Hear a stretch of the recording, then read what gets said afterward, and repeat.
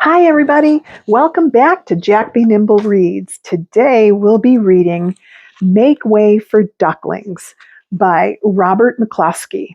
This is one of my favorite books, and I used to read it to my boys when they were little. In fact, this book was given to us in the year 2000, so it's 24 years old. Older than a lot of you. Make Way for Ducklings. This story takes place in Boston. Mr. and Mrs. Mallard were looking for a place to live, but every time Mr. Mallard saw what looked like a nice place, Mrs. Mallard said it was no good. There were sure to be foxes in the woods or turtles in the water. She was not going to raise a family where there might be foxes or turtles. So they flew on and on.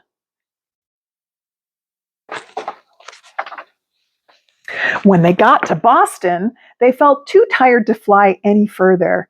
There was a nice pond in the public garden with a little island on it. The very place to spend the night, quacked Mr. Mallard. So down they flapped.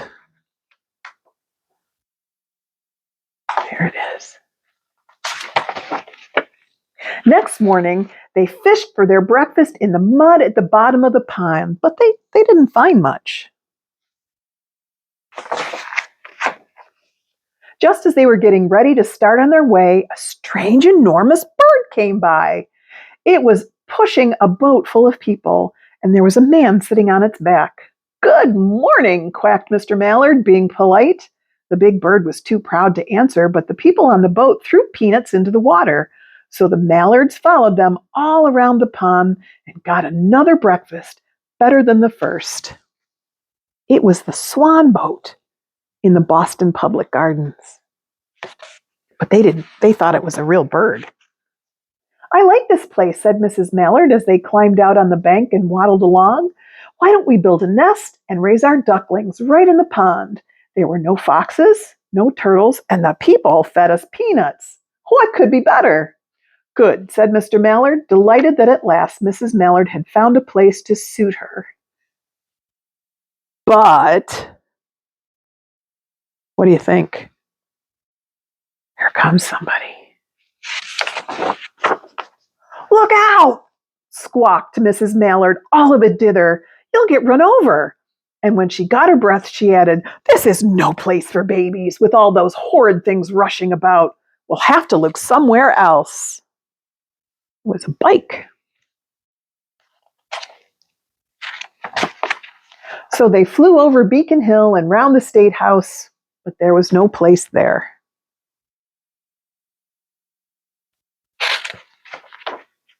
They looked in Louisburg Square, but there was no water to swim in. They flew over the Charles River. "This is better," quacked Mr. Mallard. "That island looks like a nice, quiet place, and it's only a little way from the public garden." "Yes," said Mrs. Mallard, remembering the peanuts. "That looks like just the right place to hatch ducklings."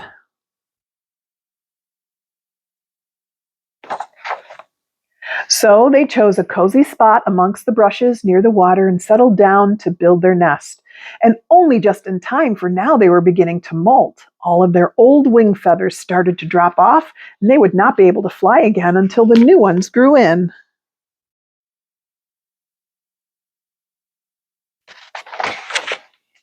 But of course, they could swim, and one day they swam over to the park on the riverbank, and they met a policeman named Michael. Michael fed them peanuts, and after the Mallards called on Michael every day.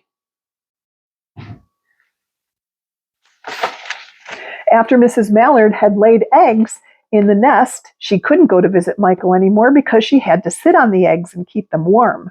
She moved off the nest only to get a drink of water or to have her lunch or to count the eggs and make sure they were all there.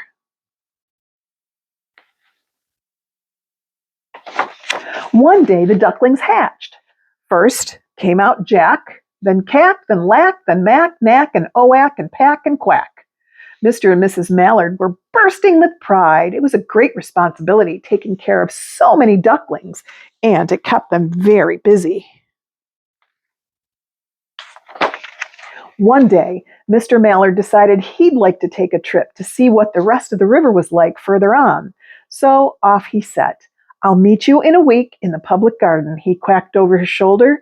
Take good care of the ducklings. Don't you worry, said Mrs. Mallard. I know all about bringing up children. And she did.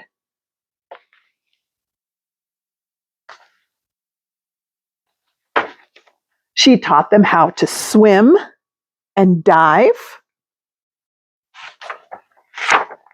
She taught them to walk in a line and come when they were called and to keep a safe distance from bikes and scooters and other things with wheels. When at last she felt perfectly satisfied with them, she said one morning, "Come along, children, follow me." Before you could blink an eyelash, Jack, Cack, Lack, Mack, Knack, Oack, Pack, and Quack fell into line just as they had been taught. Mrs. Mallard led the way into the water, and they swam behind her to the opposite bank. There they waded ashore and waddled along till they came to the highway. Uh-oh, that looks like a really busy highway.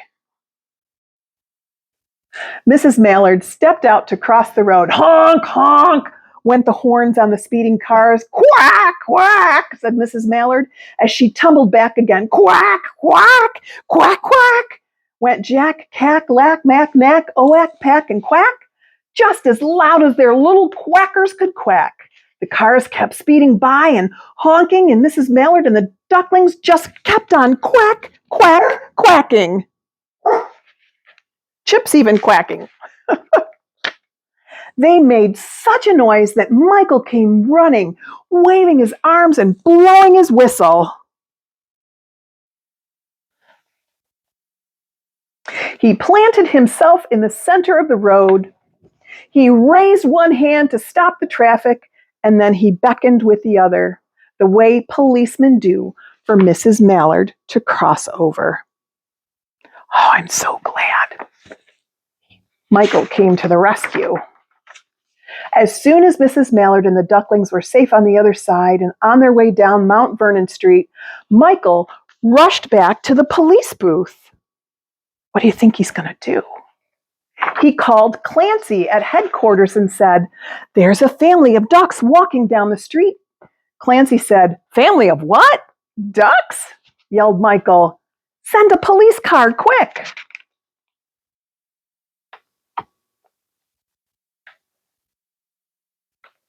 Meanwhile, Mrs. Mallard had reached the corner bookshop and turned onto Charles Street with Jack, Cack, Lack, Mack, Knack, Oack, Pack, and Quack, all marching in line behind her. Everyone stared. An old lady from Beacon Hill said, "Oh, isn't it amazing?" And the man who swept the street said, "Well, ain't that nice?" And when Mrs. Mallard heard them, she was so proud. She tipped her nose in the air and walked along with an extra swing in her waddle.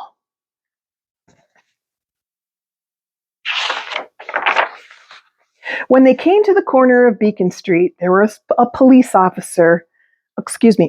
car with 4 policemen that Clancy had sent from headquarters. The policemen held back the traffic so Mrs. Mallard and the ducklings could march across the street.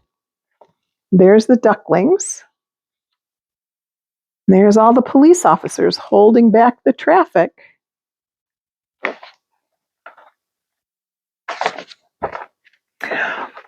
They marched right on into the public garden.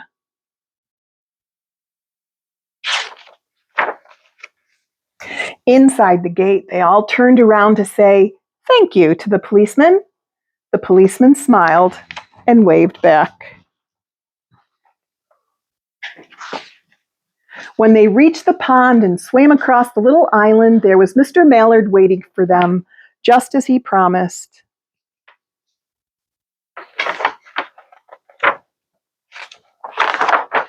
The ducklings liked the new island so much, they decided to live there. All day long, they follow the swan boats, and they eat peanuts. And when the night falls, they swim to their little island and go to sleep. And that's the story of a busy Boston neighborhood and make way for ducklings. Well, thanks everybody for joining me today. And remember, Jesus loves you, and I do too. See you next time.